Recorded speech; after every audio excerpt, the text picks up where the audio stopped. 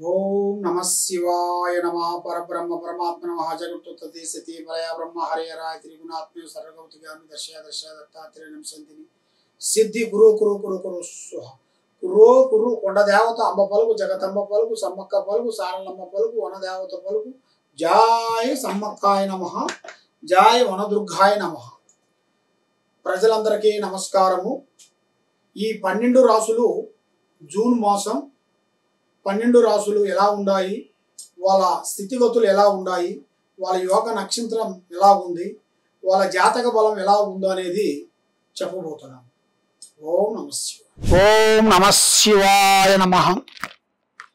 June మాసం మిథున రాశి ఫలితాలు। ఈ మిథున రాశిలో ఉండవలసిన వాళ్ళందరికీ మృగశిర నక్షత్రం 3-4 పాదములనగా, ఆరుద్ర నక్షత్రం 1, 2, 3, 4 పాదములనగా, పునరస్తు నక్షత్రం 1, 2, 3 పాదములనగా కలిస్తేనే మిథున రాశి ఫలితాలు। ఈ మిథున రాశిలో ఉండవలసిన వాళ్ళకి ఆదాయములో 14, ఖర్చులో 2, రాజపూజిత 4, అవమానాలు 3। అంటే ఆదాయంలో 14 ఉందని ఏ వస్తువు పడితే అది కొని దేనికంటే దానికి వాళ్ళకి డబ్బులు ఇచ్చి ఆ విధంగా చేశారనుకోండి, లేనిపోయిన దాంట్లో పడిపోతారు, సమస్యలు పడిపోతారు। కాబట్టి దీపం ఉన్నంత వరకే మనం దాన్ని చక్కగా సరిదిద్దుకోవాలి। మరి దీపం ఆరిపోయిన తర్వాత మనకు ఆ సమస్యగట్లో మనకి ఏం తెలియదు। అదేవిధంగా ఉన్నప్పుడే మనం జాగ్రత్త పడాలి। ఇక మనం సంపాదించవచ్చులే అనుకునేది అది తర్వాతి విషయం। మరి ఇలా జాతక యోగంలో నక్షత్రంలో చూసుకుంటే చిన్న వయసు నుంచి పోరాటం చేసుకుంటూ లక్ష్మిని సంపాదించేసి గట్ల గట్ల గట్ల గట్ల వస్తుంటాయి, మళ్ళీ గట్ల గట్ల గట్ల గట్ల పోతుంటాయి। మరి ఎంత చేసినా కూడా ఇంట్లో మనశ్శాంతి ఉండదు। వీళ్ళకి భార్యాభర్తల మధ్యలో కొన్ని కలహాలు, చికాకులు, లేనిపోయిన సిక్కులు, ఇబ్బందులు, ముఖము చూసిన వాళ్ళు బగ్గోని మంతుంటారు। మన వాళ్ళని అమ్మా అన్నా కూడా వాళ్ళకి అరే నేటికి అనిపిస్తుంటుంది। కాబట్టి మీరు మాట్లాడే మాటలోనే కొంత జాగ్రత్త పడాల్సి వస్తుంది। ఎందువల్ల అంటే మీ మాటే మీకు మంత్రం రివర్స్ అయ్యే మార్గాలు కొన్ని కనబడుతున్నాయి। మీరు మాట్లాడే విధానాన్ని కొంత తగ్గించుకోవాలి।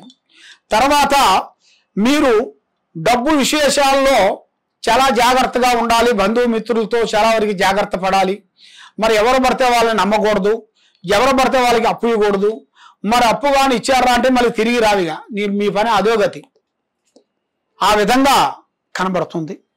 మరి ఈ రాశిలో ఉండవలసిన వాళ్ళందరికీ విద్యా రంగంలో చూసుకుంటే మంచి విద్య, వాళ్ళకి జ్ఞాపక శక్తి, మరి విదేశాల ప్రయాణాలు, దూర ప్రయాణాలు ఉన్నాయి। మరి విదేశాల ప్రయాణాలు కూడా వెళ్ళి మంచి మంచి విద్య పూర్తి చేసుకొని ఒక పెద్ద స్థాయిగా రావాల్సిన ఆ యోగం అనేది ఇలా జాతక యోగంలో చాలా వరకు కనబడుతుంది। మరి బంధుమిత్రులతో కొంత జాగ్రత్త పడండి। మీరు ఏ విషయమైనా కానీ, ఏ కార్యక్రమైనా కానీ, మీ ప్లాన్ కానీ ఏదైనా కానీ ముందు ఎవరికీ చెప్పొద్దండి। మరి ఇప్పుడు టయాలు కూడా అంత అనుకూలంగా లేని దాని వలన మీకు నమ్మిన వాళ్ళే మిమ్మల్ని మోసం చేస్తుంటారు। ఎవరో వచ్చి మనకి హెల్ప్ చేస్తారని కాదు, కాబట్టి ఎవరో వస్తాడు ఏదో చేస్తాడని ఎదురు చూసి మోసపోకుమా అన్నట్టుగా మీకు వాళ్ళు వస్తారు, వీళ్ళు వస్తారు, అది సాయం చేస్తారు, ఇది సాయం చేస్తారన్నమాట ఉట్టిది। మీ కష్టే ఫలే అన్నాడు, కాబట్టి మీరు చేసే కష్టమే మీకు ఏదో ఒక దారి చూపిస్తుంది। దాంతోపాటు భగవంతుడు అనుగ్రహం తీసుకోవాలి। భగవంతుడు అనుగ్రహం లేనిది ఏది కాదు। ప్రజలను నమ్మారనుకోండి మోసపోతారు, భగవంతుని నమ్మారనుకోండి బాగుపడతారు।